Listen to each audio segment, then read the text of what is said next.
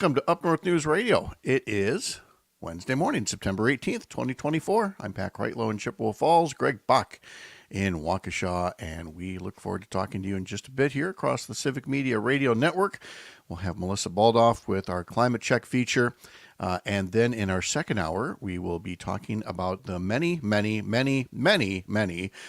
referendums on ballots across the state in November. A failure of school districts? No. A failure of our Wisconsin legislature, under Republican control for over a decade now, to hold up its share of funding education. We'll talk all about that as well. Plus, it's Wednesday. We'll talk to Todd Alba, too, Brittany Murillo's forecast, and much more. We will see you at 6:06 across the Civic Media Radio Network.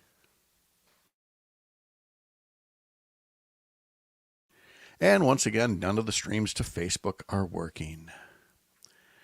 All right, so let's take this and go to mail. And you said more Jimmy Rogers at the end here? Was there? If there's I didn't know what song you liked, so I figured if there was a song you liked, you could pick one. Cool. Okay. I gotcha. Okay. Let's see.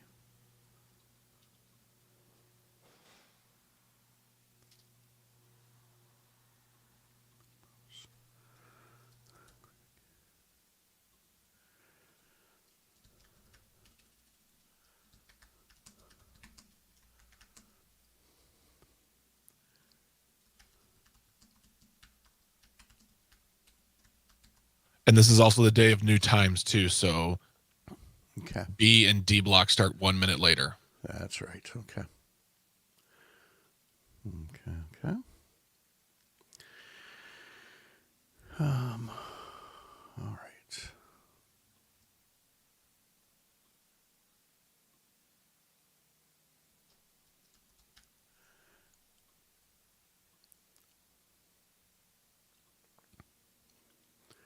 All right. I have sent you Climate Check 2 ways. I've emailed it directly, and I've sent you a link to it in Google Drive.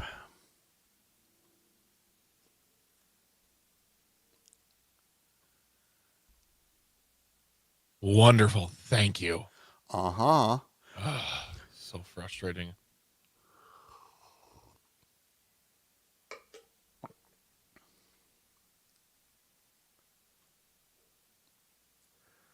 Got it.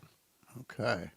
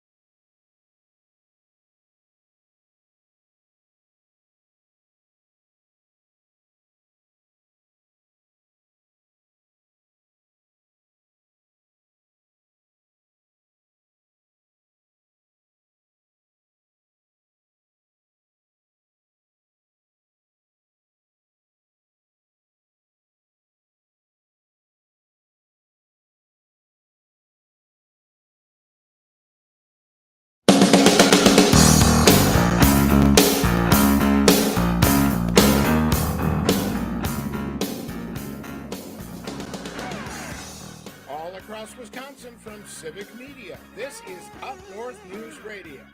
Now, live from our Lake Wissota studio, here's the founding editor of Up North News, Pat Brightlow. Well, hey there, Wisconsin. Good morning. It is 6:06 on this Wednesday morning, September 18th, 2024. 48 days until Election Day, and it's another beautiful morning to have you here up north. Live from Lake Wissota across the Civic Media Radio Network and the Civic Media app and on YouTube as well, because we are having some trouble streaming to Facebook this morning. But for those of you watching, listening on YouTube, on the radio, and on the app, or on demand by podcast, we appreciate you starting your day here with us this morning. Now, we've got a lot of ground to cover here. We've had Vice Presidential nominee J.D. Vance back here in the Chippewa Valley. You had Donald Trump in Detroit. You had Kamala Harris talking to the National Association of Black Journalists. All of this going on with 48 days left until the 2024 presidential election and elections for all kinds of other seats in Congress, the legislature, everything else. Now, yesterday was National Voter Registration Day, but don't worry if you haven't done it yet, especially in Wisconsin, where you can even register on Election Day. But why have the hassle? Take care of it right now.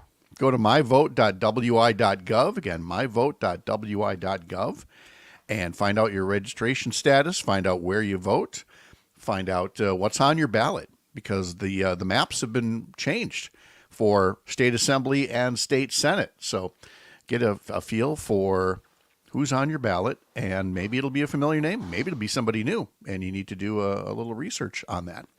Also coming up this hour, we have our weekly climate check. Melissa Baldoff is on the road this week. We caught up with her in Phoenix, Arizona, talking about the ways that the Biden-Harris Inflation Reduction Act is providing direct funding for, again, a whole new generation of clean energy jobs, many of them across rural Wisconsin. And it's not just for big companies, and it's not just for big levels of government. It's for local levels, it's for nonprofits, it's for all kinds of smaller institutions, schools, churches, and more.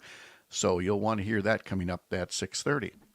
Then in our second hour is our weekly homeroom segment, and we have officials from two different school districts, Eau Claire and then up in Superior, to talk about, again, a mushrooming amount of school district referendums on the ballot this November. Again, as much as ever before, well over 100, yet again. And there will be voters wondering, is this an indictment of the school system and our school districts? Why are they always asking for money? And we work to help people connect the dots. This is not a failure of school districts. This is a failure of a legislature that's been under Republican control for 14 years now, that has consistently, budget after budget after budget, provided less and less of its share of the load. And that's the way education's always been in Wisconsin. Local taxpayers do their share. The state legislature is supposed to do its share. And it has not. It has shirked its responsibility, has passed the buck to local levels of government, school boards, and said, you guys can look like the bad guys. We don't want to have anything to do with this. In fact, we're going to try to take more money away and put it toward voucher schools. And so while you're being asked to raise your own local taxes, that's not the line on the ballot that should anger you. The line on the ballot that should anger you is the man or woman running for state legislature who may be working to weaken the schools right there in your hometown. So all that, Up North News reporter Elizabeth Montemurro will be here as well to talk about the stories that she's working on. Todd Alba, of course, but then down there in beautiful downtown Waukesha is one Greg Bach as well on this Wednesday morning. Mr. Bach, good morning. How are you? Hello. Hi. Good morning. Hello. Hello. We're good? Hello. Yeah. Okay. I think my camera's a little blurry for all the people on the live stream, so you're welcome. Oh, yeah, you do have that little Vaseline filter effect there. You look very soft. And I look, like 40s ingenue. Yes. Oh, what do you mean you're leaving me, Charles? Dun, dun, dun. There we go. Feels much better now. We are in this phase where weather-wise, I think, I can't believe I'm saying this, I might finally be tired of temperatures near 90. I might be ready to turn the corner and let fall be fall, even though it's not fall yet for a couple of more days. But fall can come now. I'm always over that temperature. Like, I'm a big guy, so it's always uncomfortable. I love a good 68 to 75. There you go. That's my sweet spot. It's a very tight range right there. Yeah. It's okay. Yeah. Plus, I want to see fall in the traditional sense, because again, I've got these basswood trees where they're the last ones to get leaves. They're the first ones to ditch their leaves, and they go right from green to yellow, curly brown, and then they're gone. So my backyard is already full of fallen leaves, and they're not the pretty kind. So I'm looking forward to other people's trees getting all pretty and, heading out to the pumpkin patch and the corn maze. And okay, I don't do any of those things, but I look forward to watching other people be happy doing those things. I mean, I can see you and Dr. Kreitlow walking through a pumpkin patch, or just, having a good walk in nature. That's something. Oh yeah. No, we do. And there are places here for that, because again, we live in God's country. It's so beautiful. Everywhere around here, there's always something else that's just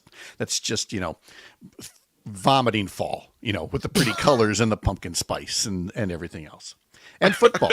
Okay. All right. and football, which again, I have not been able to get excited about yet. I think part of it too is this whole Jordan Love injury. It's like, what are the Packers actually going to be like? What are the Badgers going to be like? But more importantly for me, fall means fall baseball, and it was rough watching the Brewers fall to the Phillies last night, 5-1. But the Cubs lost, so magic number down to 1.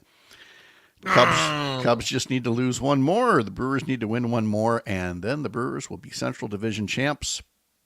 Though we will still be chasing the two other teams for a possible first-round bye in the playoffs, the Phillies and the Dodgers. The Dodgers also lost last night, so the Brewers remain 2 games back of the Dodgers in the hopes of getting one of those first-round byes. And again, I don't know if it means anything. I just know we had to play in the wild card round last year and got swept, so I wouldn't mind getting a bye and not having to do that first round. Same here. It's just that oh man, just always gets us. It's unfair. I don't like it. Right. But again, for a team that was not even supposed to be where we are, with all the injuries and everything else, we lost our manager, we lost Yelich, we lost all these pitchers. We're doing okay. We're doing all right. Yeah. What are you up to out there today? You can let us know at 855-75-CIVIC, 855-752-4842. Or you can use the Civic Media app to text or call us. Again, 855-75-CIVIC.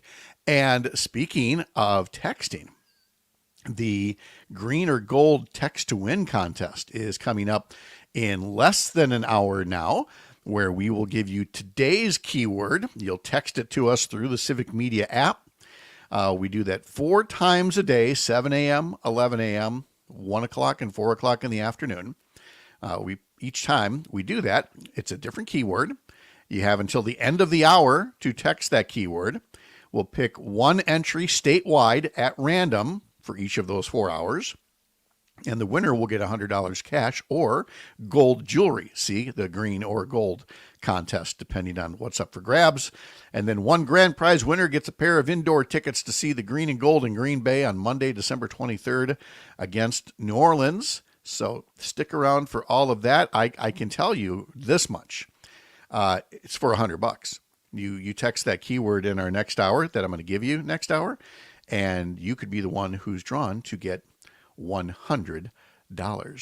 And again, coming up right after that contest and Brittany Merlo's forecast, Up North News reporter Elizabeth Montemurro will be here, and we'll feature Senator Tammy Baldwin, who spoke yesterday right before a Senate vote on a bill that would protect in vitro fertilization. It's something that Republicans continue to claim there isn't an issue. There isn't a problem here. As if nobody saw what happened with the Alabama Supreme Court. And as if nobody knew that all of these Republicans have signed up to co-sponsor fetal personhood bills that would basically end IVF services. Because if you're going to declare a fertilized egg as a person, and IVF by its very nature involves leftover and potentially discarded embryos, and you can now harass or charge or jail healthcare providers working in IVF, people do know that that's real. And so J.D. Vance again in Eau Claire yesterday, and Donald Trump and others continue to dismiss this and say, oh no, it couldn't possibly happen. Well, if that's the case, then vote on this bill.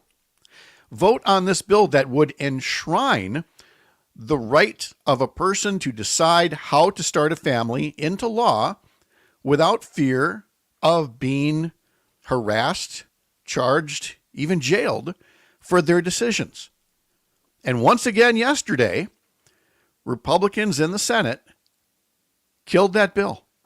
Had the opportunity to vote on it. Ron Johnson and nearly every other Republican voted no. Well, not every Republican, of course, because J.D. Vance skipped the vote entirely.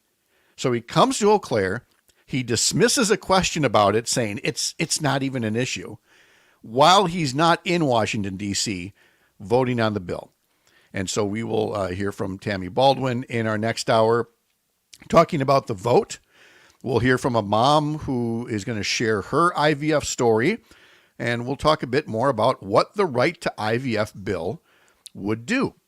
So that and more coming up in our second hour, along with the talk about school referendums.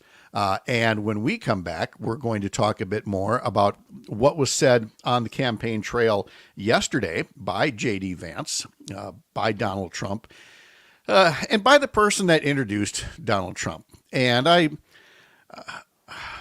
it's Sarah Huckabee Sanders, and I'm trying to find the right way to describe, and I can't. So I'm just going to go to break because I like my job, and I'll just say, trashy people, they say trashy things. Oh, look, the band is playing me off. Thank God. All right, I'm going to take a breather. Back in just a couple of minutes.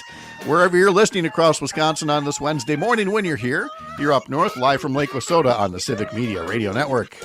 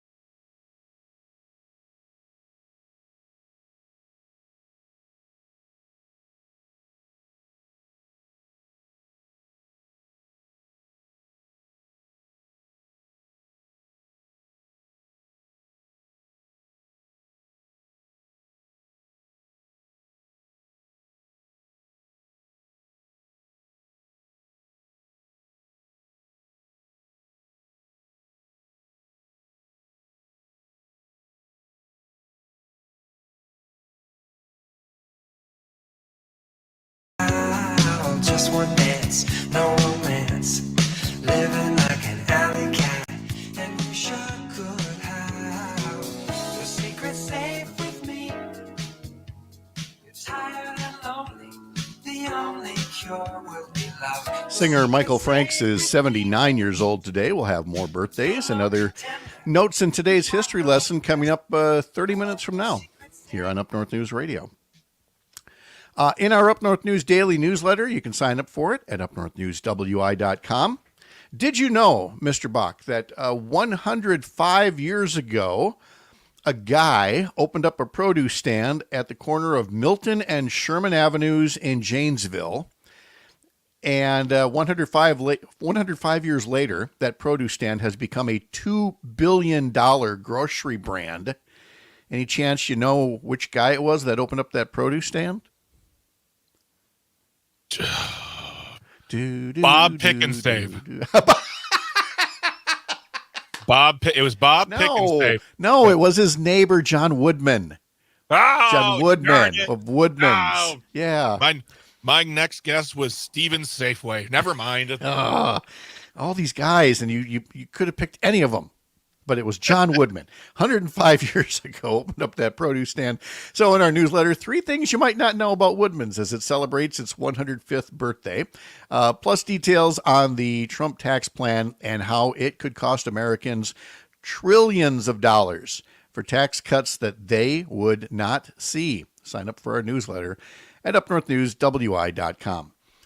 All right, so J.D. Vance in Eau Claire yesterday, in the same spot where Kamala Harris and Tim Walz held their rally, the Eau Claire Event District.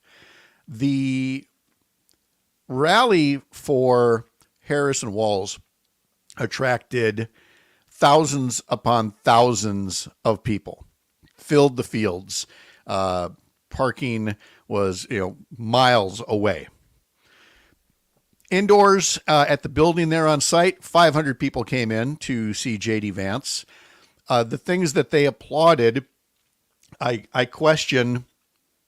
I guess if I could meet them, and I'm sure I know some of the people that were in that building, and ask them what they were applauding.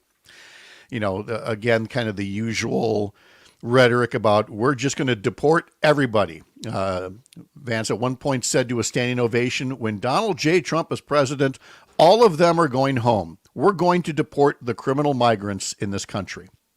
Because again, when you're running nothing but a campaign that says, be frightened of brown and black people, they're all committing crimes, they're all bad, let's ship them all out.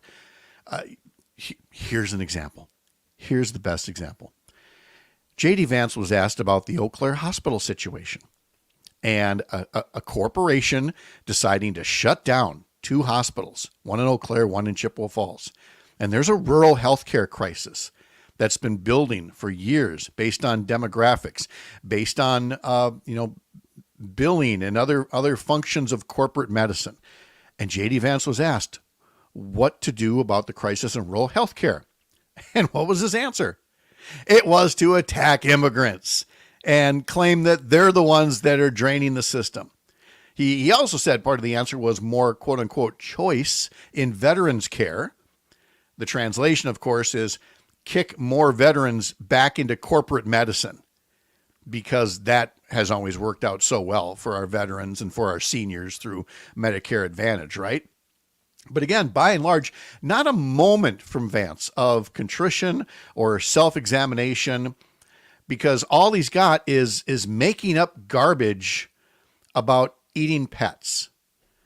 And when you don't even acknowledge being wrong about that, even when you know you are, I mean, that's the very definition of a trashy person. Trashy people are going to say trashy things. They're going to spew garbage, and they're going to say incendiary things. And when you mix incendiary material with garbage, you understand why their brand of politics has become a dumpster fire. So Vance yesterday blamed the media. He blamed Biden and Harris. He blamed anybody other than the guy who took urban legends and lies and spewed them from a debate stage a couple of weeks ago. And ever since Donald Trump did that, Springfield, Ohio residents residents who are J.D. Vance's constituents have been overwhelmed by the hateful people that Trump and Vance have unleashed on them. And Vance's response in Eau Claire yesterday was, well, maybe the media should be fact-checking more of these things.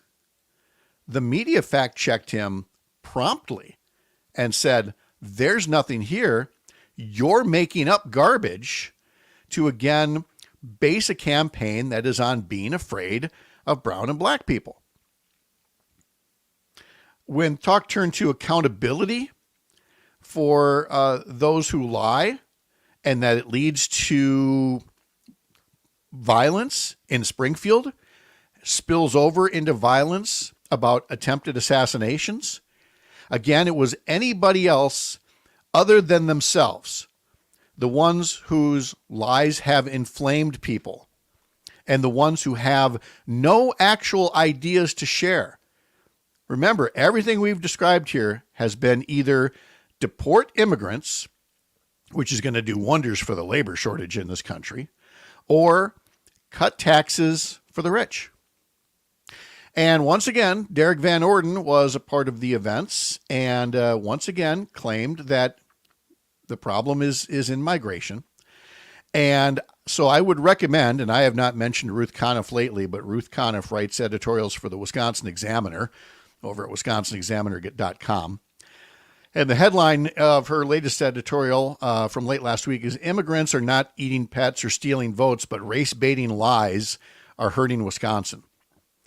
And she makes the point, as I did before, that for Derek Van Orden to talk about one instance in Prairie du Chien of an immigrant who has been violent and commits crimes without talking about all of the times that trashy white people have engaged in domestic abuse and crime, it kind of gives away the game. Because again, you've got migrants here working their tails off on our dairy farms, working in the hospitality industry, working in all kinds of ways, committing crimes at a far lower rate than white people. And they're not voting either, by the way, if they're not citizens, because why would they risk voting and getting deported? And yet there were Republicans, including Congressman Tom Tiffany and that Dodge County sheriff who's been harassing local elections officials, having a news conference at the state capitol yesterday saying you should vote yes on that referendum to make voting by non-citizens illegal, which it already is. Because again, all you've got is race baiting for their campaign in 2024. Our climate check with Melissa Baldoff is next. You're up north. Searching for someone who's got no lies to conceal. Your secrets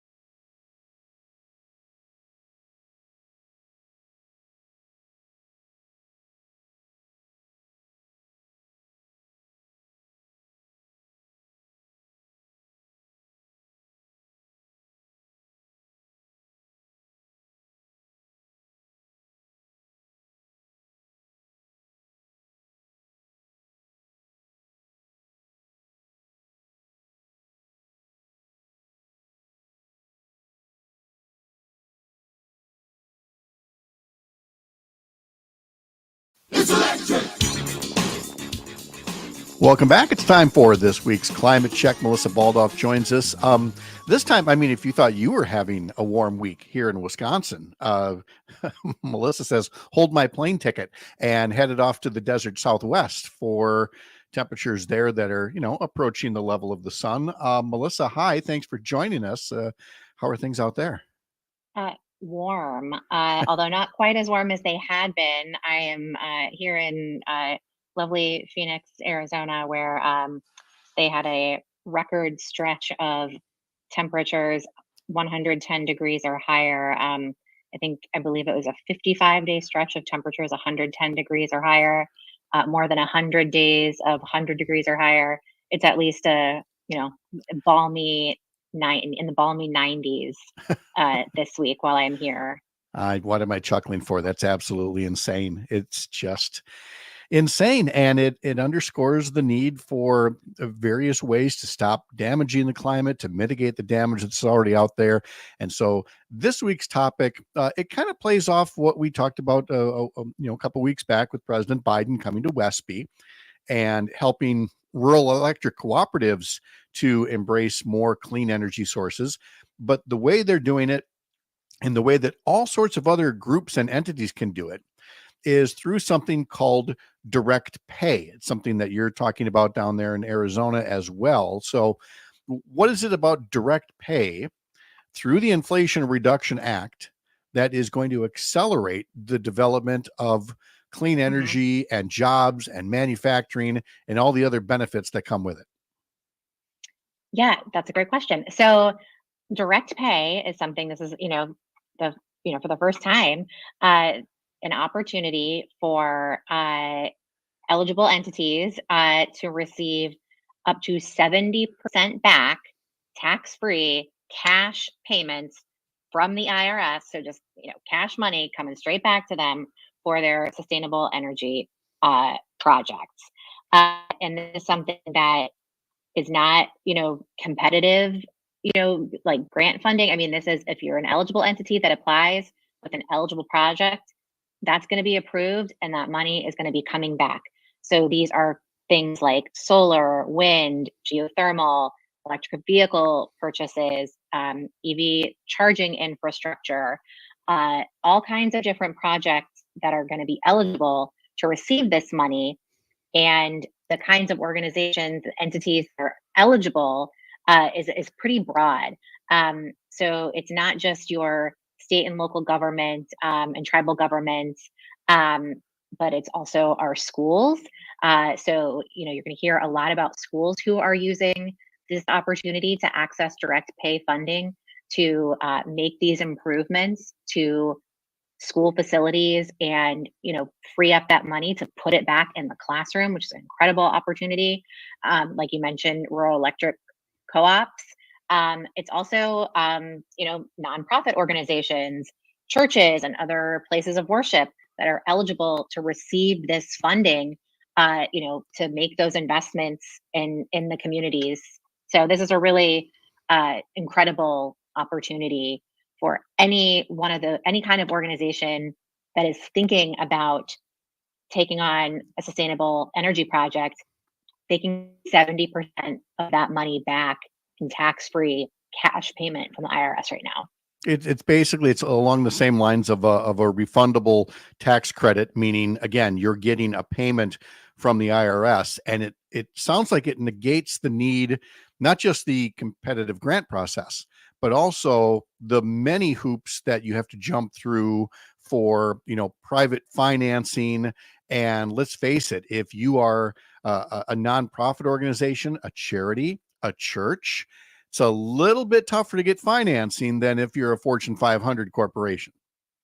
And, this is also really an opportunity to get investment in some of these marginalized communities who need the investment the most. Like you said, it can be harder for them to get that assistance, but it's also, these are the communities that have been left behind, that even if someone wants to give them a loan, they've got a lot of making up to do. They've got a lot of catching up to do when it comes to, making the kind of progress that they need to make.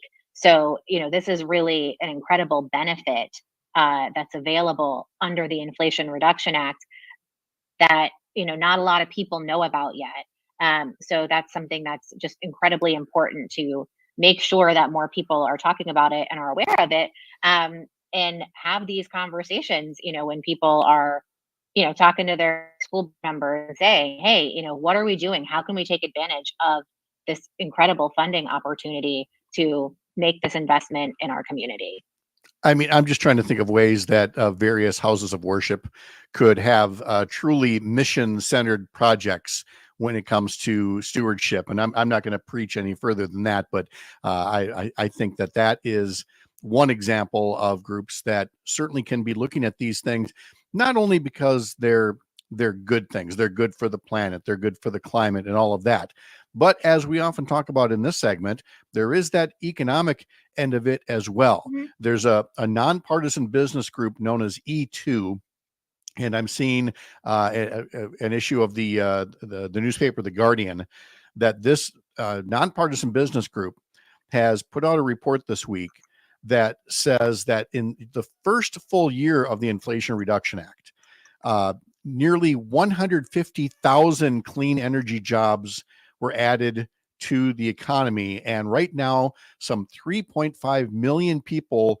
work in these fields, more than the total number of nurses nationwide, because they're working in everything, like you said, wind, solar, electric car manufacturing, battery storage, electric grid updates. We've talked before about, the things you can do to help your home or to help your small business. But again, it's just, we're trying to get people to think there's a very broad range here of things you can do and be able to get that money in the short term rather than, hope for some kind of long-term return on investment. That is something that is, it's those savings are starting right away, right? When you get that rebate, that's money, that's cash, that's coming right back in to that organization. And then there's going to be the savings still from the projects. That's something that we are hearing about directly from some of these organizations, from some of these entities that are taking on these big improvements, these big projects, that they are seeing savings right away when they make these investments in upgrading their technology and their infrastructure. One example that we've heard before is the Baraboo School District. They have installed 2 solar arrays that have saved them over $44,000 in utility bill savings in the first year alone. So if you can think about, if every school district is able to start using the opportunity to use direct pay funding to get a cash reimbursement to put solar panels or any other kinds of upgrades they want to make to their infrastructure, and then reinvest those savings, and then they're going to save each month on the utility bills. That's a lot of money that is freed up to go back into the classroom. So these are a lot of really tangible ways to save money and have a cleaner, healthier environment for kids to be learning in. And another one of the things I really like about the way the Biden administration has been putting this into place is to make sure that these are good jobs that are being created. As I was looking at some of the direct pay jargon and information, it reminded me that a lot of these projects, to qualify for the funding, must abide by prevailing wage rules. Again, that means that some out of state working group can't come in and undercut the local labor force. You have to pay the local prevailing wage. There's apprenticeship opportunities there as well.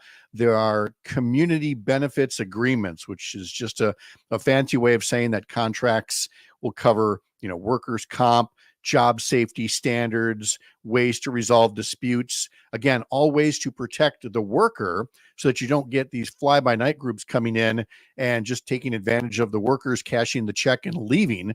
There are all these safeguards, not just for the environment, not just for businesses, the charities, hospitals, everything else, but for the workers as well. Absolutely. And I think that was, one of the really smart pieces of the Inflation Reduction Act was to, tie some of these credits to having those smart provisions around high labor standards, to make sure that we are going to have these good jobs that are good paying jobs for folks to learn from and build these great careers. And we're already seeing success in Wisconsin with you know, tying those to apprenticeship programs. And that's something we've seen a lot of success, with Governor Evers and the Department of Workforce Development, really being able to expand apprenticeships, working in partnership with our, leaders in organized labor. So that's an opportunity really to, not just create those good jobs now, but to build out even more opportunity in the future as these apprenticeship programs grow and as these training programs grow. More and more young people are going to be going into these fields because we know that the clean energy economy is just going to continue to boom. So let's say that folks are hearing this and they might, maybe they serve on a county board or a tribal council or their church council, whatever the case may be. The fact of the matter is you might be intrigued by this, but you're certainly not an expert. You're not even sure if anybody at your place is an expert. But as we learned from just one instance, Mandela Barnes and the Forward Together Wisconsin group, you're seeing resources that are popping up of people that basically can help connect the entities to the funding that could be available for these kinds of great projects. So what I would say is for anybody who is interested and wants to learn more about this, a great opportunity for folks is Forward Together Wisconsin is going to be having a convening in Milwaukee next month for folks who work with some of these organizations and are interested in learning more about direct pay. You can go to the Forward Together Wisconsin website, forwardtogetherwi.org, if you want to learn more about the convening and see if it's something that you're interested in attending and finding out more about these direct pay resources, how you can access them, and how to get engaged in really bringing this Inflation Reduction Act funding into communities, because that's one of the things about it is some of these dollars are coming straight into the state, they're coming right into the community, and some of them people have to go and work for. And if you got to work for it, we really want people to know about it and know how to get those dollars and how to bring them into the community. Yeah. And look for all there may be many different ways, whether it's through, again, the remodeling aspect of solar and batteries and everything, but maybe you are at a place that has some kind of a fleet. I don't mean a fleet of 100 vehicles, but just a modest fleet, whether it's school buses, garbage trucks, police cars, all of those things. Again, have opportunities for conversion to cleaner burning vehicles, and or say the electric vehicle charging stations that might go along with some of them. So there's always a different way that you can be inspired to have something happen with your group that this direct funding is now available for. And I've got to think, Melissa, that when you're at meetings like the one you're at now, half the fun has to be watching the light bulb go off as people kind of start doing some internal brainstorming about, oh, wait, we could actually do that at our place. Oh, absolutely. I think that's, like you said, that is one of the best things about getting to share and learn from other people is just getting to find out those great ideas and, basically, how can we steal those ideas and bring them back to our community and figure out how we can, do something that's really innovative and going to have an impact and really make a difference. Exactly. Well, Melissa, while you're down there, grab another suitcase, pack up some of that heat. Don't open the suitcase till we need it come January, February. It will be much appreciated then. But in the meantime, enjoy yourself there. Safe travels, and we'll talk again soon. All right. Sounds good. Thanks. That's Melissa Baldoff with our climate check report that we do every Wednesday morning here on Up North News Radio. Coming up after this, of course, is today's history lesson. This is Up North News Radio from Lake Wissota on the Civic Media Radio Network.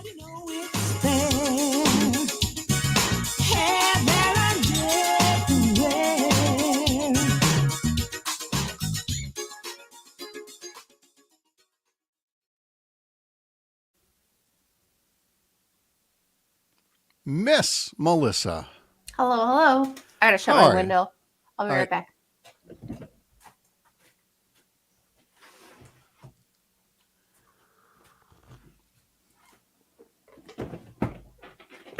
Probably don't want to hear the cars driving by. I guess. Well, I don't know. What are they singing? Let the No. good times roll. If only. Okay.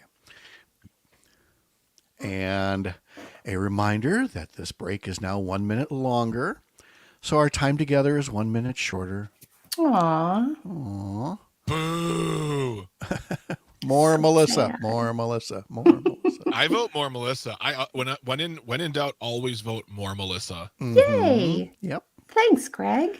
You're welcome. And less coconut. Coconut is amazing. Would you just fall out of the I coconut vote tree less over there? Melissa.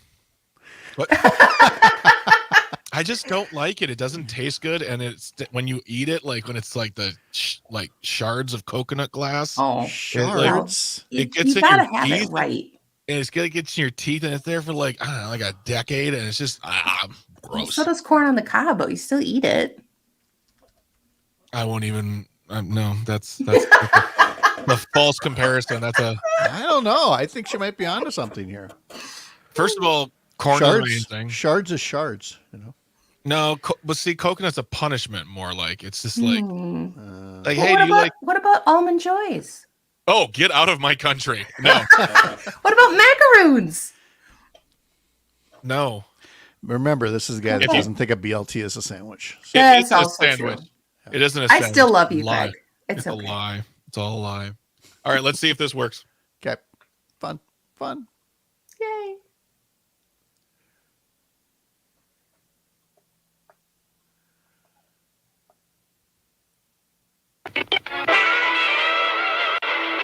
But the senator, while insisting he was not intoxicated, could not explain his nudity.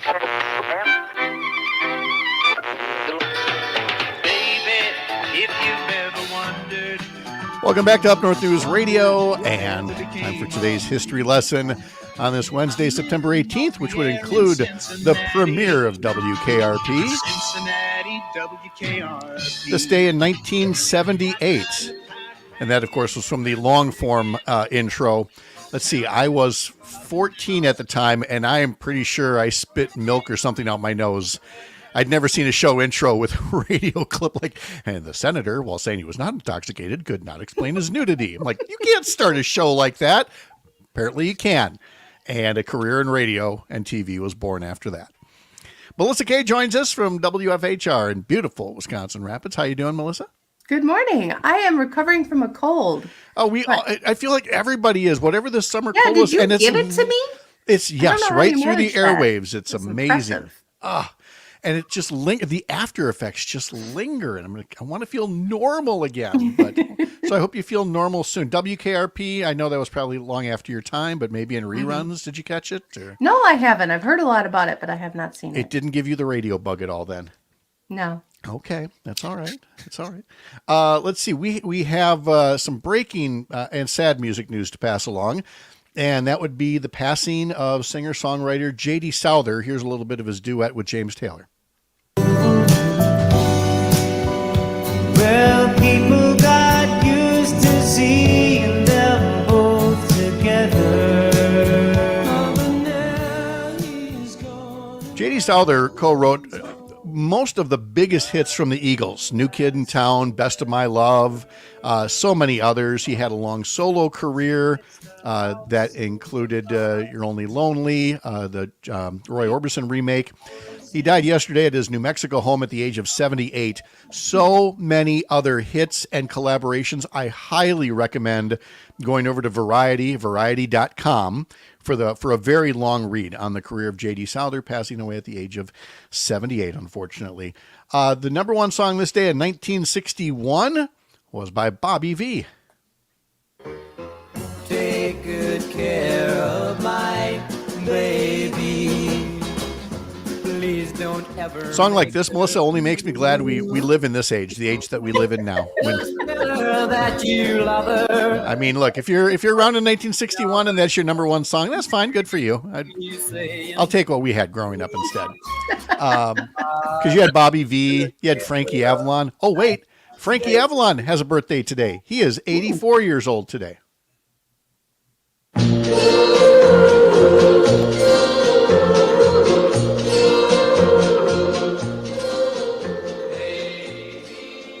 All right, we need to be done with this era of These music. remind here. me of my early days in theater, though. Oh, I'm sure. Yep, I'm sure. Let's see. Tiffany and Company was formed by Charles Louis Tiffany in New York City this day in 1837. The New York Times first published this day in 1851. CBS went on the air for the first time, CBS Radio, of course, back then, in 1927.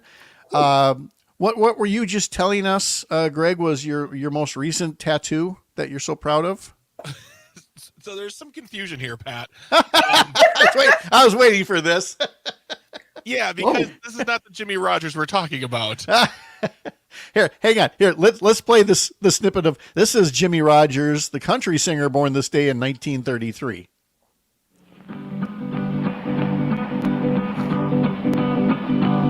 Well, it's darn good life and it's kind of funny how the Lord makes. So there he is singing on the Ed Sullivan Show in 1957, and I'm looking at this clip and going, this is the guy that Greg got a tattoo of? So Greg now sets us all straight. I got a tattoo from the original Jimmy Rogers, the original country superstar, of his guitar. It's a different Jimmy Rogers, same spelling. I don't know how they made that work, but yeah.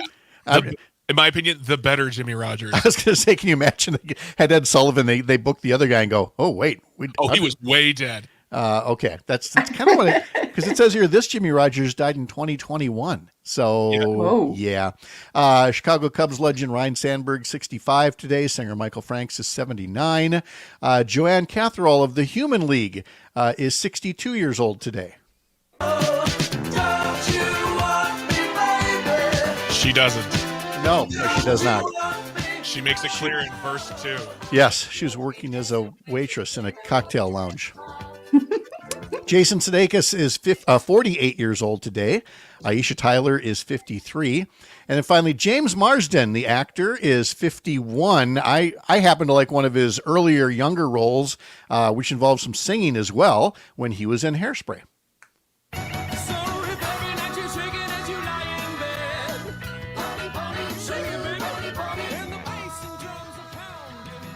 I've never done theater, Melissa, unlike you. I mean, but have you?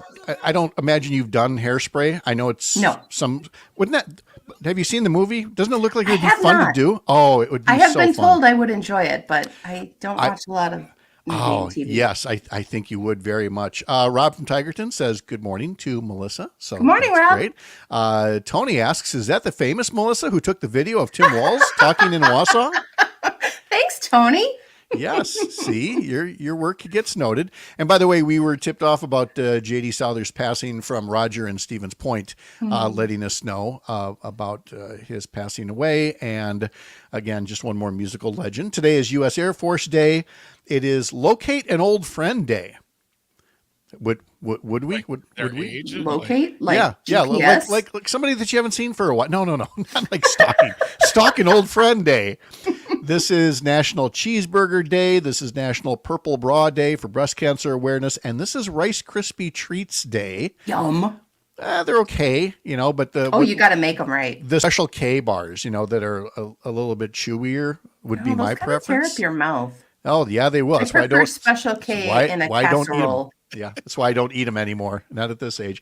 You can catch dry Captain Crunch on a daily basis. Melissa K from WFHR, WIRI. Always good to connect with you. Have a wonderful day. You too, guys. Go listen to Melissa. We'll find out more about her upcoming show when we visit next week. Much more ahead in the second hour of Up North News Radio on the Civic Media Radio Network. Boop. All right. Short and sweet. Short and sweet. All right. We're going to not cram 8 pounds of potatoes into a 5-pound sack next week. You're good at it, Pat. Bless your heart. All right. Go ahead. Bye, guys. Has the show started yet? No, Okay, I well, have good. more work to do. I was going to say, I'm kind of glad we didn't then because I don't want to drag it out. Yeah. I want you to be ready to go with it. So, Thanks. I'll give you the heads up. all right. See you later. Okay. Bye. Bye.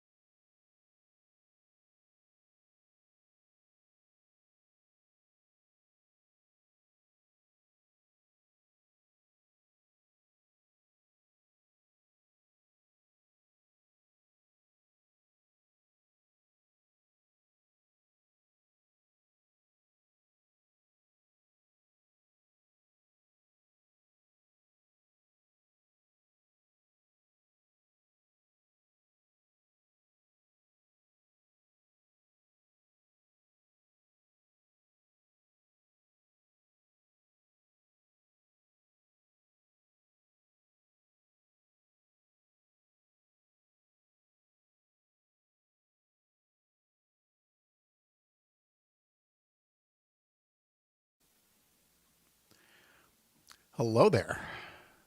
Good morning. How are you? All right, to you. Good, good. All right, thank you. This is a very thorough rundown. Appreciate that. What I do need on there, though, and wait a minute, I didn't get these to Greg. Did you get them to me? Yes. Are they in just you and me? Where did you Don't send know. them? Courier email. Oh, email. Oh. Hang on.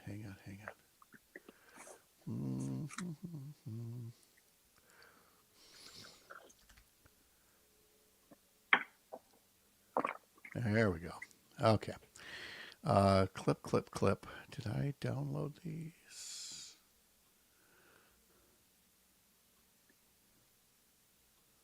Oh,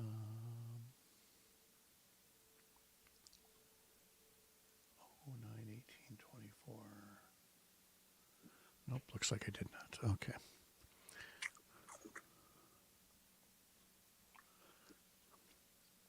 And now I'm going to email them to Greg.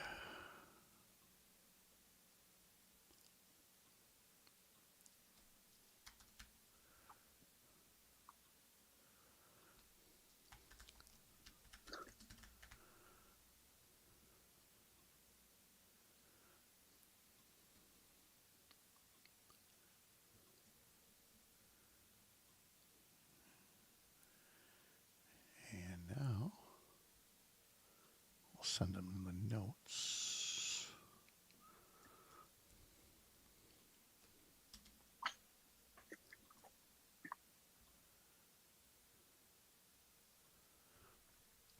Okay. Greg, I don't know if you're hearing us, but I'll send you a note here.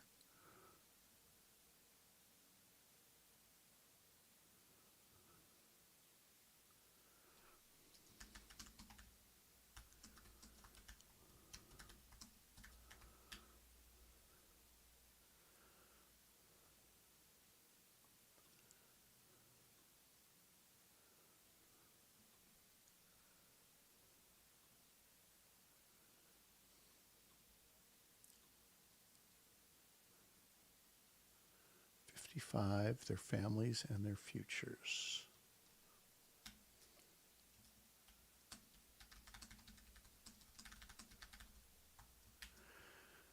And number 2, 110. 110, there was no other way.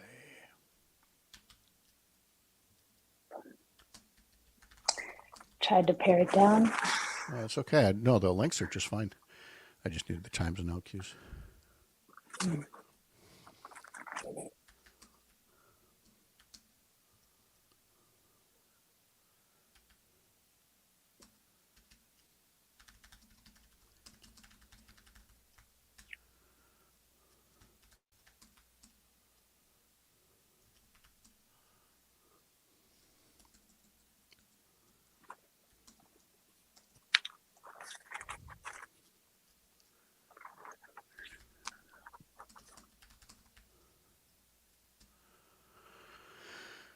All right, and there's Brittany. How we doing? Good. How are you? Good morning. Good. Are we feeling better yet? Working on Yeah. it. Yeah. Slow process. Yep.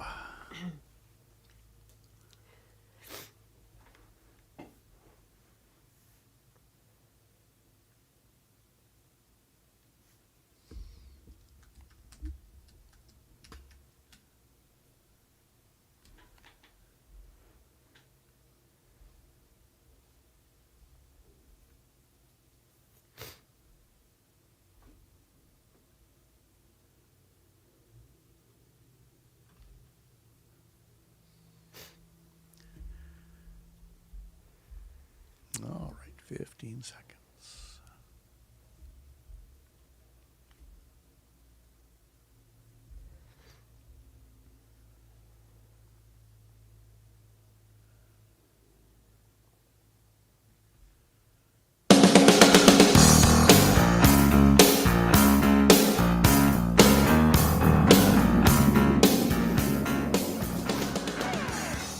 All across Wisconsin from Civic Media, this is Up North News Radio. Now, live from our Lake Minnesota studio, here's the founding editor of Up North News, Pat Brightlow. Good morning. Welcome back to Up North News Radio, unabashedly Wisconsin, brought to you by Courier Newsroom, carried by our friends here on the Civic Media Radio Network. 7:06 on this Wednesday morning, September 18th. Nice to have you along. 48 days now until Election Day. Coming up this hour, we'll speak to a couple of school officials from districts up in Superior and Eau Claire about the record number of school referendums that have been on ballots and why that is. And if you think it's because school boards are the ones being reckless and irresponsible with your money, guess again. We will talk about a legislature that continues to be lazy and not hold up its share of the bargain when it comes to educating your kids. Up North News reporter Elizabeth Montemurro will be with us as well in just a bit. There was a vote yesterday in Congress, in the Senate, to protect IVF access for families across America. Republicans killed it, and J.D. Vance wasn't even there for the vote. He was busy campaigning in Eau Claire and couldn't be bothered to back up his words when he says that he supports IVF for women in Wisconsin and around the country. Todd Alba will be along. Meteorologist Brittany Merlot will be here. Greg Box in Waukesha. But first, let's take care of the Go for the Green or Gold Text to Win contest, because 4 times a day we give you a keyword that you will text to us on the Civic Media app. Each of those 4 times throughout the day, we will be picking a winner. The winner will get either gold jewelry or $100 cash, depending on what's up for grabs that hour. Then of all the entries for that hour, or of all the entries total, I should say, there will be one grand prize winner getting a pair of tickets to see the Green and Gold in Green Bay on Monday, December 23rd against New Orleans. The contest happened at 7 a.m., 11 a.m., 1 p.m., and 4 p.m. You have until the end of this hour to text this hour's keyword in the app, which I'll give you in just a moment. You will receive a response message with an optional way to click on a web page link to earn additional entries into the contest by completing certain activities, which sounds nefarious, but it's actually quite harmless and fun. Remember, other Civic Media shows and stations are taking part. This is a statewide contest. So if you haven't got the Civic Media app yet, get going and text this word for your chance to win $100. Helmet, as in a football helmet. HELMET. Text helmet using the Civic Media app, and you will be part of the Go for the Green or Gold statewide Text to Win contest. Meteorologist Brittany Merlot joins us now where the summertime weather rolls on. And Brittany, I can't believe I actually said it last hour. I might be ready to not have these upper 80s, near 90-degree temperatures. I might be willing to accept that fall should probably show up in the near future. What's wrong with me? Uh-oh. I know.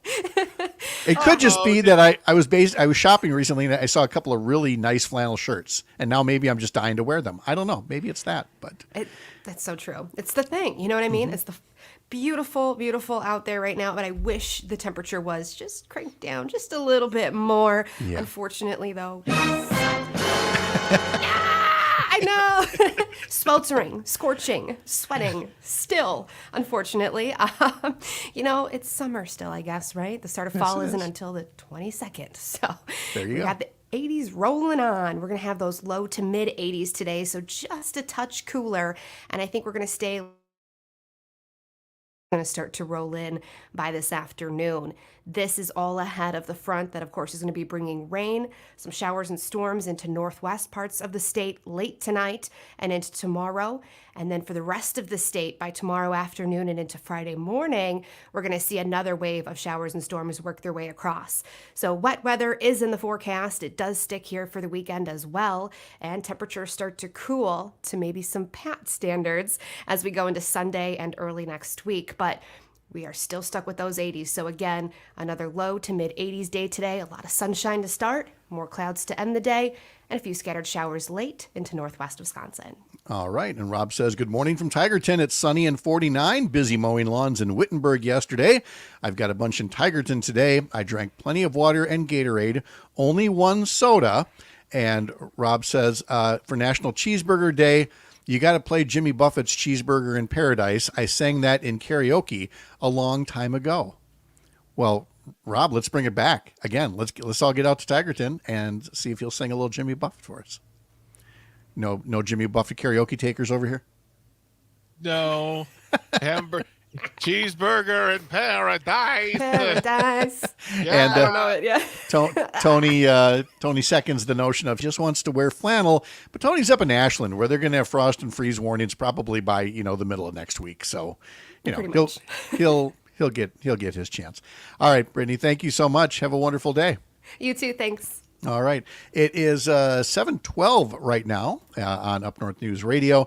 And again, we're going to be talking about school district referendums coming up with our guests at 7:30 in just a bit here. But first, let's visit with Up North News reporter Elizabeth Montmorrow, talking a bit about something that doesn't get covered as much for Election Day. We've talked all about the presidential, a little bit about the Senate, the congressional, there's legislative, but there's also referendum issues like one for the state constitution that we'll talk about later. And then for school districts as well. Elizabeth, good morning. How are you? I'm doing well. Good morning, Pat. Yeah, so we've got all of those things to cover, including the school district referendum coming up at the bottom of the hour. But Elizabeth joins us now to talk a bit about IVF and IVF protection and the vote that was held in the U.S. Senate yesterday, which I will describe quite simply as put up or shut up. Now, Republicans might see it as more of a photo op or whatever you want to call it. But Elizabeth, this is IVF protection is something that there is still room to codify this into law. So I don't know that it necessarily qualifies as a stunt. You've talked to people that see a real need to put this into federal law. Exactly. I, spoke with a group of women just last week about the need and ask for support as they are battling infertility issues. And yesterday, the Senate held the second vote this year to protect IVF. And what this bill does was it really would just bar state and federal governments from enacting harmful and unwarranted limitations on IVF requirements. And it actually would have bolstered fertility treatment for members of the military, our veterans, as well as their spouses and partners. So this was the second time the vote came up in the Senate. But before the vote, Senator Tammy Baldwin actually held a press call talking a little bit more about the need for protection. Let's hear more from Senator Baldwin then before that vote. For those who desperately want to start or grow their families, IVF is a lifeline that helps them make their dreams a reality. But the overturning of Roe v. Wade has left that lifeline hanging on by a thread. When the Alabama Supreme Court put IVF on the chopping block, we saw women who desperately wanted to start a family being told that they did not have the right to make that decision. And while Alabama women have had access to family planning services restored, Americans' rights to IVF and other reproductive care is still in jeopardy. Look, to me, the majority of people in the state of Wisconsin, this is simple. Women deserve the freedom to control their bodies, their families, and their futures. Now, the vote in this yesterday was 51 to 44. A vote would need 60 votes to get over a prospective filibuster. But it is worth noting 51 and 44 do not add up to the full membership of the Senate, because one of those Republicans who would have voted no was J.D. Vance, who was campaigning in Eau Claire yesterday and insists that there's nothing to fear. Donald Trump says there's nothing to fear. Congressman Brian Stiles said the other day to a constituent, there is nothing to fear, that IVF will always be protected. And yet, Elizabeth, you were talking to people and you heard from people in that press conference yesterday saying we can't necessarily take you at your word. Exactly. There was another mother on the press call yesterday that shared her story as well. And she talked about the importance of protecting that right to IVF, because without it, she wouldn't have her daughter. She wouldn't have the family that she had always dreamed of. Let's hear from Justine. Like many people, I grew up assuming that when someone decides they want to have a baby, they get pregnant and have one. You quickly learn that things are rarely as easy as they seem. After almost a year of trying to get pregnant, I had the feeling that we were going to need some additional help. After speaking with my doctor, my husband and I completed labs and different testing, and it was determined that our only likely option to get pregnant was going to be in vitro fertilization, also known as IVF. As we started our journey with IVF, one of our first appointments was with a financial advisor to discuss the coverage and determine likely costs. The cost of IVF is high, and even higher if you must complete the process multiple times, without, of course, a guarantee of pregnancy in the end. Without coverage, we would likely have had to delay starting a family, and then also consider how long we were willing to delay, as age can become another risk factor in pregnancy to consider. I think about our IVF journey frequently, and I'm quite certain that without it, I would not have my daughter. As I see individuals losing access to IVF or having that access threatened or paused in the middle of treatments, my heart breaks for them. IVF was the light in a dark tunnel when it seemed there was no other way. Clearly this stirs up emotions, even with people who've had the happy ending of having a child, because they understand the real stakes involved for other people who really want to start families. Exactly. The emotions were definitely high on the call because it is, it can be a traumatic event, not just the infertility, but then the waiting game sometimes that these families have to play to know even if in vitro worked. Right, and it's because of that you come into the issue of there being an excess number of fertilized eggs, because it is still far from an exact science. And so you may have, more eggs fertilized than, children you plan to have, because there are going to be miscarriages and other things that don't take. And then the question becomes, what do you do with those embryos that you no longer want to implant? And that's where you get into the whole notion of whether that is something that has the legal definition of a child. Elizabeth Monroe, thank you so much for updating on us. We appreciate it. Have a great day. Thanks, More Dad. after this. We'll be right back. You're Up North. Totally lost sight of the clock. I'm sorry about that. All right. You good? We got everything in? Did we cover any? Were you going to hit? Did you want to hit another story or anything, or did I only saw that note there, right? So we're all good? Just that one, yeah. Okay. Sounds good. I'll cut you free so you don't have to listen to me babbling for 10 more minutes. I will talk to you later. See All ya. right, bye. Bye.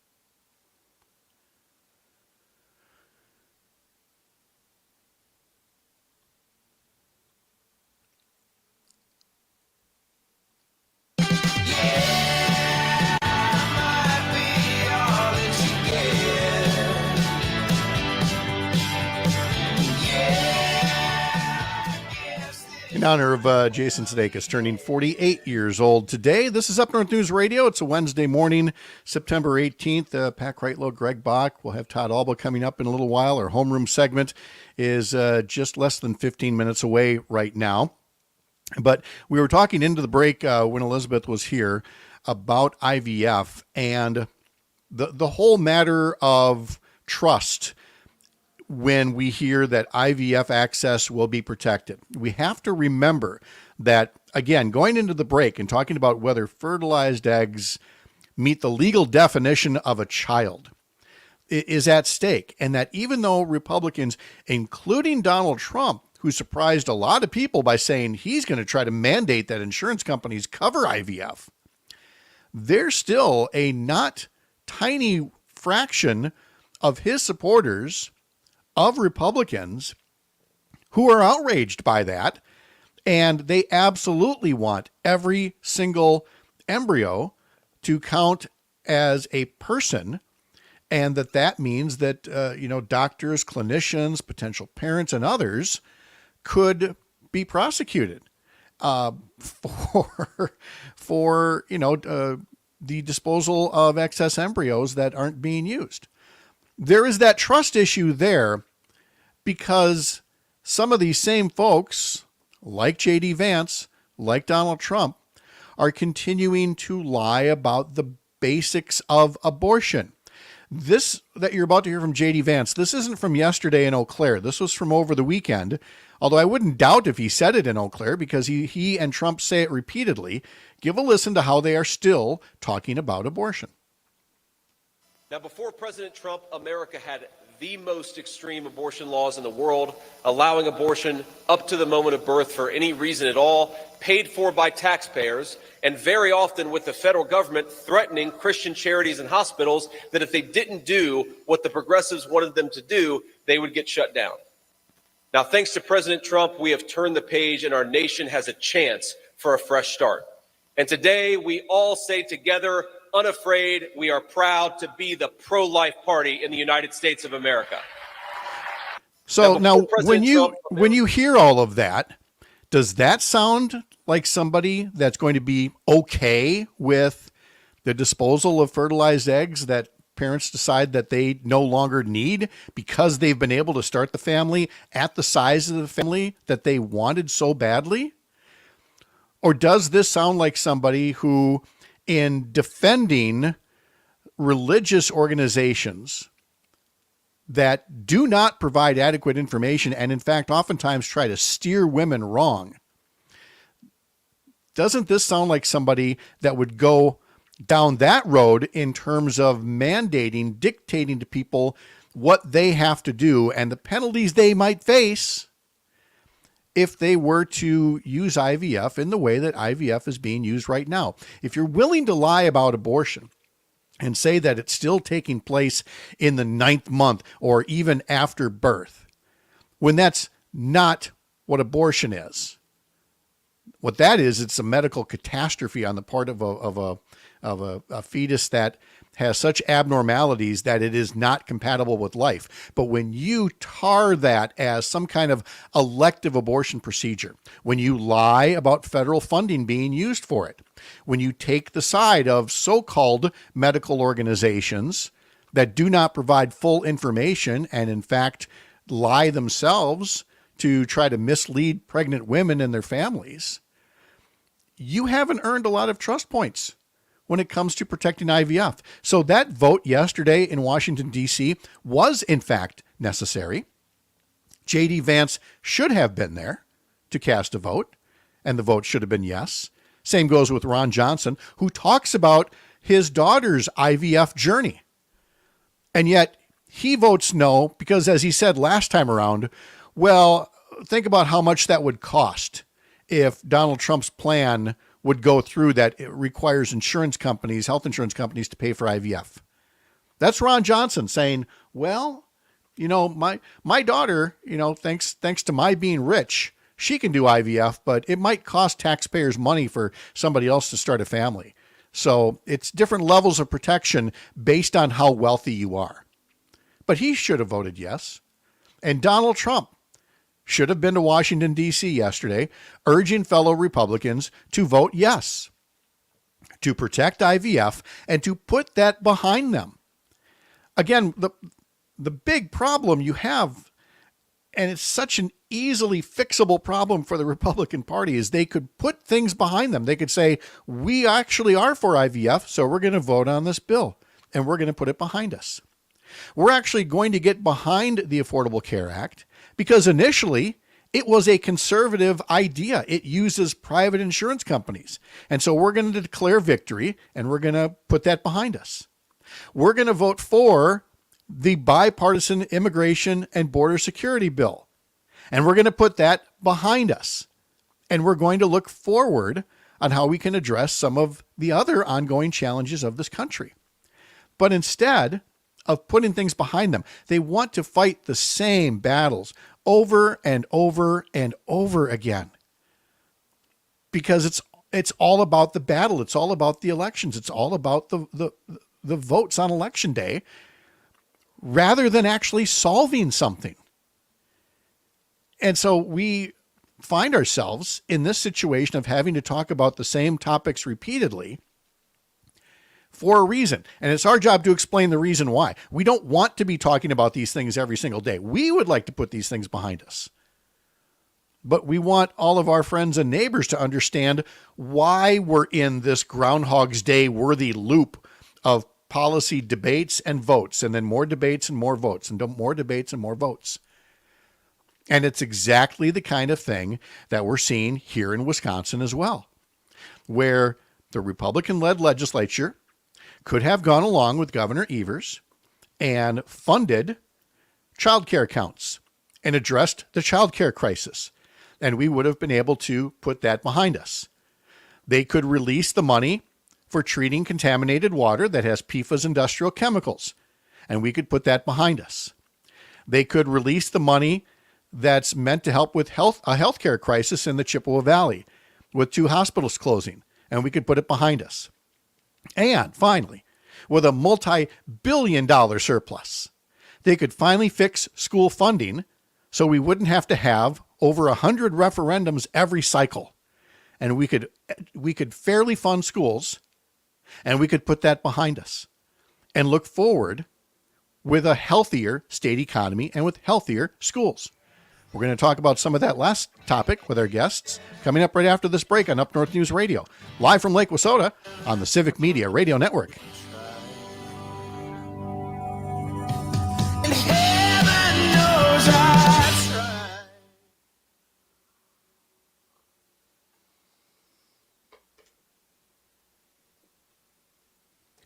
Hello, Amy. Good morning. How are you? I'm good. I'm at a middle school, so I hope I don't have any bells going off here. Oh, but, that's, you know what? It's school. We would expect nothing but bells. That would be That's great. right, that's right. Hey, Mike, how are you? Good morning, Pat. Good morning, Amy. Good morning. Amy, for your title here, superintendent or district administrator? I go by either. Since Mike's got superintendent, I'll do that. All right. Sounds good. Superintendent. And is it Superior area or just Superior School District? It's the school district of Superior. Okay. Gotcha. Okay. All right. Good. Got that in there. You both look good. You both sound good. Obviously, you know that we know the general topic here, but is there anything recent or specific you want to make sure that we take care of off the top here? If Not from my perspective. Okay. No, Sounds not good. necessarily. Okay. Well, good. Well, Mike, we're going to talk about the details of your ballot question, right? You're going to outline that for us. Amy, I don't have in front of me. Do you have a referendum? You have a referendum coming up, right? This is the first time in our history we've gone to an operational referendum. Yes. Oh, okay. All right. So yeah, we'll talk about the difference in referendums as well. And again, I know the position that you're in, so don't ever feel like you have to. When I offer my own commentary on this, you guys just stick to what you do, what you know best. I'm not trying to goad you one way or the other. As I describe the way that I see the environment, you just describe the facts on the ground as they are, and I think we'll have a good conversation here. Sounds good. All right, sounds good. We've got 3 minutes in this break, so I'm going to put you back in the waiting room so you can make all the noise you want, and I'll come get you at the end of the break. Okay. We'll see you soon.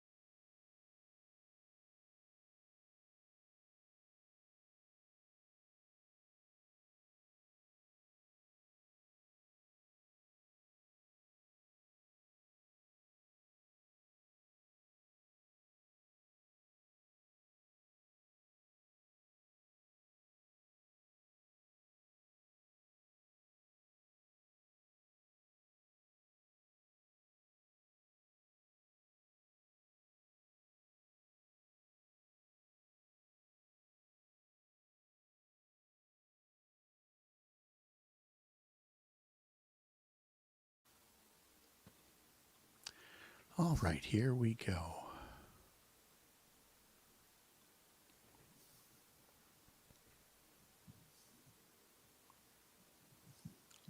Teach your children well.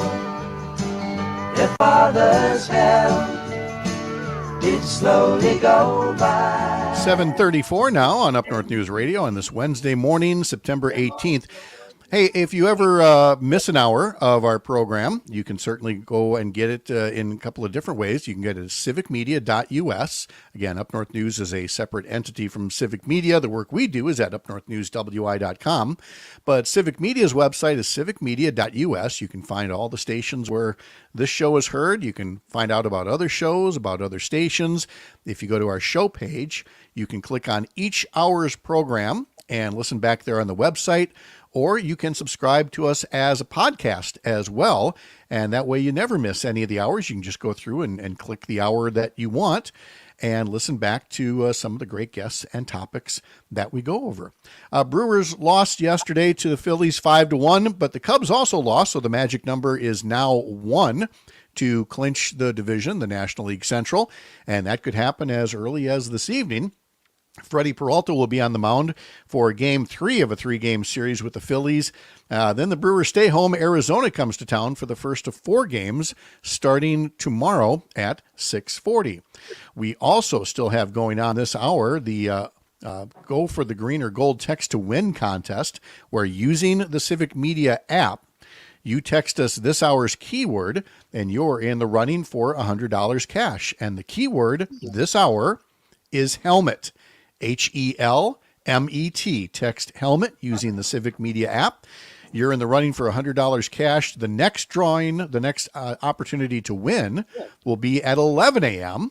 here on the Go for the Green or Gold Text to Win contest on the Civic Media Radio Network. All right, we have certainly spoken at length about the election that's coming up. Learn more about your registration status and what's on your ballot at myvote.wi.gov. On your ballot, it is quite possible there might be a school referendum because, as we discuss every Wednesday at 7:30 during our homeroom segment, we have a problem with the school funding system in this state. And we've spoken at length about some of the causes of it, but we're going to work on not the cause, but the effect this time around. The high number of referendums that will be on the ballots again this time, and that includes the school districts of Superior and Eau Claire. And from those districts, we have Superintendent Dr. Amy Starzecki, and from Eau Claire, Superintendent Mike Johnson. Amy and Mike, good morning. Thank you for being here. Good morning. Thanks for having us. Nice to have you here. I'm sorry that it's under these circumstances. I'd much rather be talking about the kids and the programs and the opportunities. But right now, it sounds more like we're talking about what is the price just to maintain current opportunities, current operations, and things like that. And Amy, you were saying the referendum that you have coming up in November is the first operational referendum that you've ever had. Can you tell us more about that and what exactly will be on the ballot up there? Sure. We have had, there's 2 different types of referendums. There's a capital referendum and there's an operational referendum. Our community has approved capital referendums in the past to remodel our high school, build new elementary schools.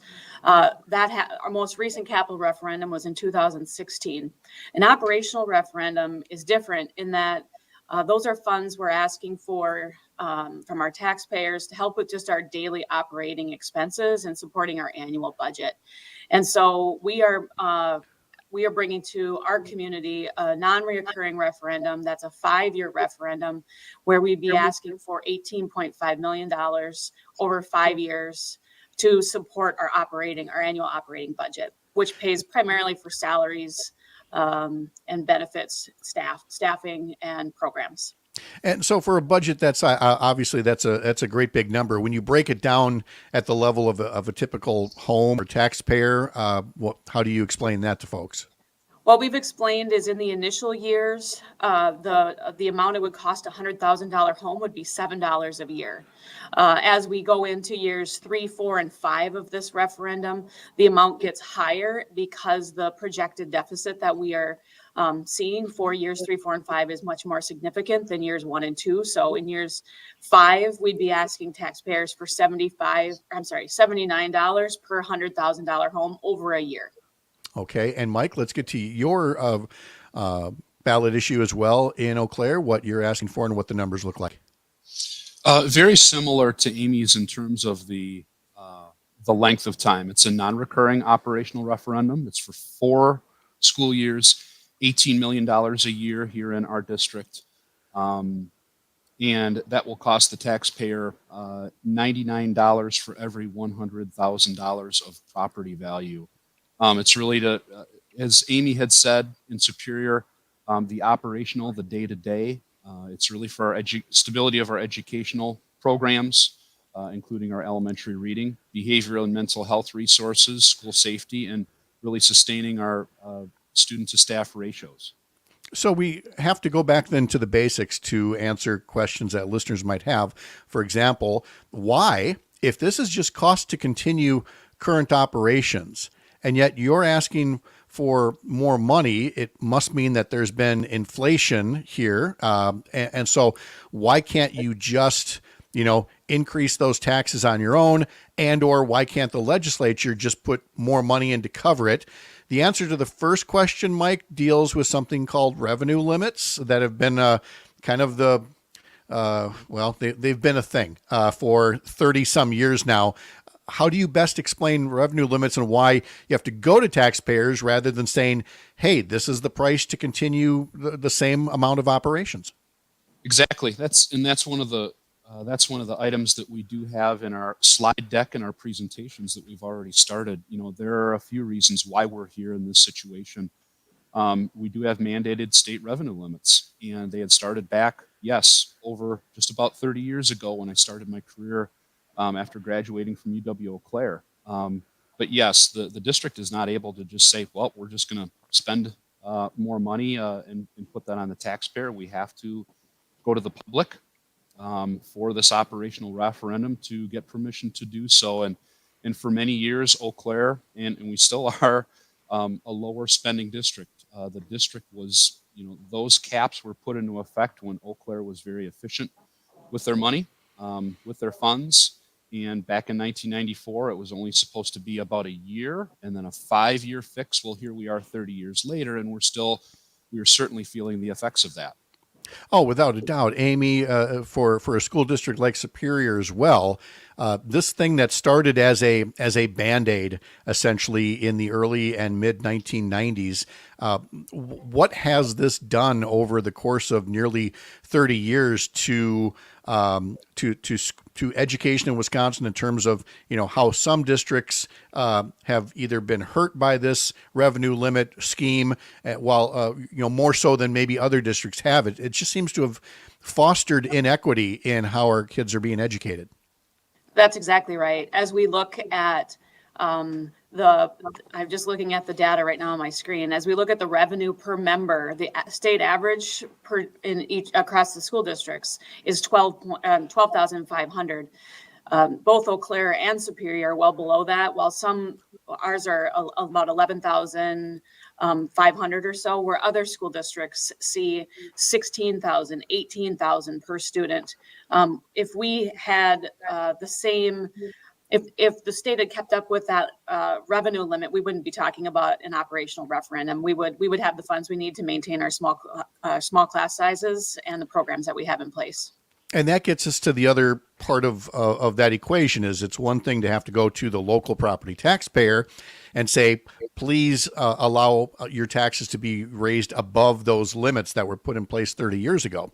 But the other side of that equation is the legislature, and it doesn't matter who controls it, the legislature and the governor could at any point pass a state budget or a budget supplement bill. They could pass something that maintains state aid to the rate of inflation or more, but let's not get greedy. I'm just saying, Mike, they could pass legislation tomorrow or at any point that keeps state funding up with inflation. But we've had guests here who've said multiple times that state aid hasn't kept up with just the rate of inflation for 16 years. So I'm not terribly surprised that so many districts now have to go to referendum. 16 years of not keeping up with inflation is going to take its toll. Absolutely. You teed that up perfectly, Pat. That's one of our slides that we show in the community. The inflation outpacing the revenue cap limit. And Amy has probably seen data on this before in graphs, but this trend over the last 15 years equates to just over $35 million in lost revenue in 22-23 alone, just for our district. So we wouldn't have to go to referendum if the revenue limits were keeping pace with inflation. And according to the data, we have the questions broken down just in 2024. People do ask me, and people probably ask Amy up in Superior, hey, what's going on with your district, or why do we have to do this? This isn't simply an Eau Claire or a Superior problem. In 2024, there are 149 operating referenda. We have 421 school districts in the state. This is not just a singular issue for a few districts. And the old record was 92. So this is truly a state funding problem. Oh, and it is snowballing with each cycle, to the point where, every district is going through this at some point or another. And if the voters told them no, well, then they're going to have to come through it again at some point, and or make some painful cuts along the way. So again, this is not for building a building addition. This is not for rewiring the school or putting up, fancy monitors or a new football field. This is cost to continue current operations. And so, Amy, up in Superior, if a referendum like this were to fail and you could not raise enough funds for current operations, what kinds of things are at stake? And I don't mean that in a threatening way, but obviously you've had to think about these things. What's the reality if you can't continue your current operations as they are? Well, last year we closed an elementary school in an effort to, be fiscally responsible. We had 6 elementary schools. We now have 5. Last spring, we also cut over 60 staff positions.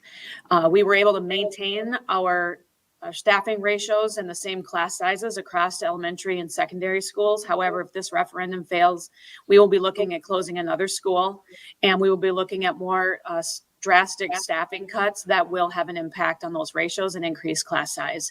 I also see us eliminating some sports programs or extracurricular programs, and so options for kids will look less. And Mike, what's the situation look like in Eau Claire if this particular referendum fails? Most specifically, it's about people and programs. And in our district, what we've been sharing with folks is, all the federal funding that had expired or that will expire at the end of this month. And we knew that was coming. But when we had surveyed the community and our staff about where we should place that federal funding over 2 years ago, 75% to 80% of that funding was put into people to directly impact our students. Class sizes certainly would be impacted. All these supports that we had placed, we mentioned the behavioral and mental health resources. We finally got, according to to professional associations with counselors, we finally got up to the minimum recommended amount, the ratio of a school counselor to students, school psychologists, social workers, and like I mentioned, the counselors before, as well as our teachers, behavioral, reading interventionists, math interventionists. With that federal funding, it's really to continue the great work that we have been doing, and we were able to share with our board in open session on Monday night. And as Tony comments on YouTube, schools are valuable investments that yield returns far greater than the initial cost. Amen, Tony. And Mike, quickly, if people want to learn more about the referendum in Eau Claire, what do you recommend they do? Please go to our district website, and very soon we will also be having a mailer going out to our community. Or to check out our website, we have 4 opportunities for people to interact, to come to community listening sessions, as well as we're having a virtual one too.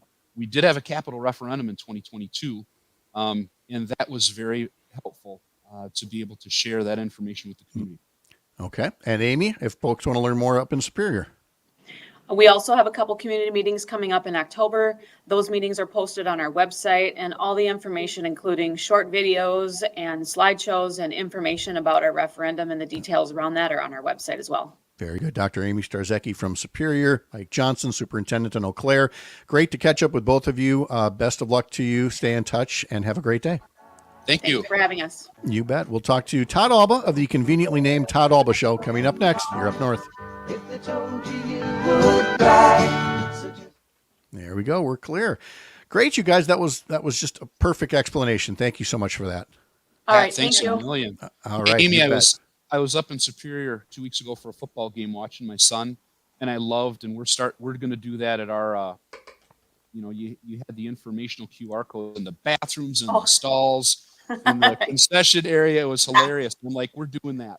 Information, the little information, pennants and information. stuff. Yeah. Yep. Whatever gets it out there. That's great. Thanks, guys. All right. Take Thank you. care. Have a great day.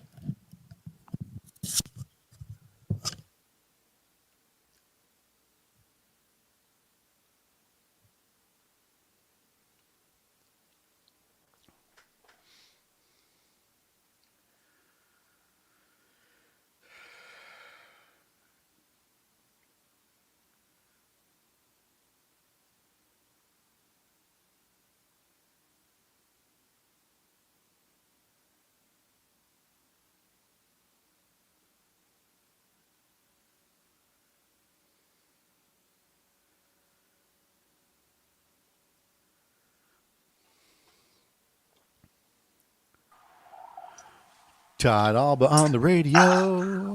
Good morning, good morning, good morning. And where are you at? Just on my balcony this morning. Very nice. Okay. Yeah. All right. It's a little blurry, I don't know why. Sorry. Hang on.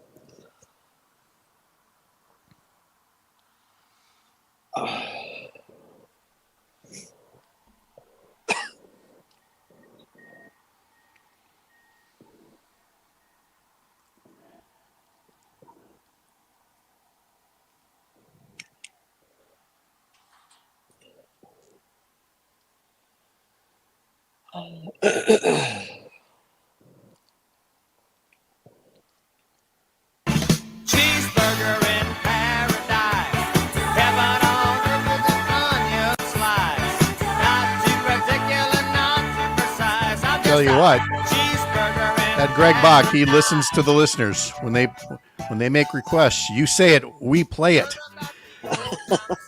Todd Alba is here now as well. Looks like out on the balcony of your majestic estate out there. I mean, Palatial manor. Palatial manor. yes, from stately Alba Manor there. Do you know what midday talk show hosts and radio make in Wisconsin? It is, I mean, he could fund both those referendums that we just talked about, you know? He makes dozen of dollars a year. Yes. Right, exactly. Yeah, my palatial 620 square foot one bedroom apartment. Yes, that's it. If I may start with I just want to pick up where we left off because I did not want to put those two wonderful superintendents in a spot because it's not their job to be political about this. They're going to the taxpayers, very much hat in hand and saying, please, I know, and they can't say the things I'm about to say. They can't say your legislators are lazy and they will not hold up their end of the deal. And in fact, if they could, they would take more money away from public schools and put it into these religious private schools because those are the folks that write donations or who have the theology or the ideology that they espouse. And so I would just tell people, when you look at a referendum question and you see yes or no, and you're tempted to vote no because it asks for you to raise your taxes, that's not the right vote. The vote is yes on the referendum and no on the legislator or the candidate who supports having all these referendums on the ballot. Thanks for coming to my TED Talk. Now it's time for a Todd Talk. Here's Todd Alba. I totally agree. And as a matter of fact, I'm not sure if this is true, but what I hear in Eau Claire is that there's so much, Republicans have put so much money now, taken away from public schools, and Republicans put so much money in private schools, particularly in the Chippewa Valley. They're building a brand new building right next to Regis High School, and they're calling it Kathy Lee. So, I mean, I mean, come on. No, but Mike Johnson, the superintendent of Eau Claire, has been on our program. Great guy, great school district. Yep. And you're right, Pat. If it hadn't been for underfunding by Republican of public schools, probably wouldn't be in this situation. And the Eau Claire School District does a marvelous job. Spent a lot of time up there over the years, and they do great. And I want to pick up with what I said right before that segment began of how this iteration of the Republican Party just wants to fight the same fights over and over again. They could have declared victory on the Affordable Care Act and said this was initially a conservative thing and put it in the past. They could have passed the money for PFAS and put it in the past. They could have done so many things, a multi-billion-dollar surplus. Let's fix the school funding thing and put it in the past. Let's vote for the IVF bill and put that behind us. Let's vote for the Immigration and Border Security bill and put that behind us. In every one of those, it would have looked like a win-win, but because it's not win-lose, because they don't come out on top, then they just want to keep fighting the same fights. And it's so not productive. It just doesn't seem to me worthy of anybody's support anymore. The good news is, Pat, we're not going back. That's what I hear. We're going to keep on moving forward. And I think that's like the exciting part, right? I don't disagree with anything you said, but I also believe we'll give people a little bit of hope once in a while. And I think the hope is that with these new legislative maps, there's more competition than ever before, and hopefully, maybe not everywhere, but at least in some places, it's going to force some of these candidates, particularly new candidates in open seats, to be more centrist. And I think that will result in more reasonable legislation. I think depending upon how Tammy Baldwin does, and by the looks of people jumping off of SS Eric Hovde's boat, it looks like she's doing pretty well. I've heard that both Rebecca Cook in the 3rd and Dr. Lyerly in the 8th Congressional District now have real shots, according to national political people that follow this stuff, for victories. It's all going to come down to turnout. It's all going to come down. Yesterday was National Voter Registration Day. Have a plan to vote, as our colleague Luke Mathers likes to say. Be a voter. And I think there is some real hope this time around for some change. It's funny, you alluded to this, and we didn't mention it on the program yet, but that there's been a little bit of turnover for the Hovde campaign in the race against Tammy Baldwin. But unfortunately, and this is one of the things that makes me a little bit crazy about the Journal Sentinel website, is that a story might be on that front page for an hour, and then it's gone, and I know I saw here it is. Oh my gosh, it's so far down now on the you have to go to the news page, and it says Republican candidate Eric Hovde has quietly replaced key parts of his campaign in recent months. He's parted ways with his fundraising and media consultants and top members of his communications team. Well, if that doesn't sound like something we talked about from the get-go, a guy that's like, I'm smarter than everybody, I can basically run my own show. Yeah, I mean, Jane and Greg and I talked about it on Matt and on air yesterday. It's obviously funny. I also think that, as you well know, as a former legislator, particularly at the congressional level, there are national committees, and Mitch McConnell, the Republicans, have put on a certain amount of money into Eric Hovde, despite him he put $13 million into this race. I think he raised between $3 and $4 million. Tammy Baldwin's raised like $30 million. Mm-hmm. And so the Hovde people, or the Mitch McConnell, is saying, you know what, we want a little return on that investment. And, as my former boss, Scott Klug, said, their first commercials looked like they could have been made in a junior high AV class. And so I think now they're getting some more serious ads. I don't think they're accurate, but I think it will make the race tighten a little bit. And that's why I think we can't take that race for granted. Cannot. More about this with Todd Alba on his program coming up at noon today. And your next and also, chance. Come to Cheese Days in Monroe this weekend. We're going to be there Thursday and Friday. Okay. Learn more about Cheese Days. Greg Bach is back for Matt and Air on Air in 2 little hours, Greg. Heck yeah, we got Dr. Laura Hanks at 11:30 with public cervix announcement and another keyword in the Go for the Greener Gold text to win contest. Wonderful. Thanks, guys. Have a wonderful day. Thanks to all of you for being with us on Up North News Radio. We'll see you tomorrow morning. That's a fact, Jack.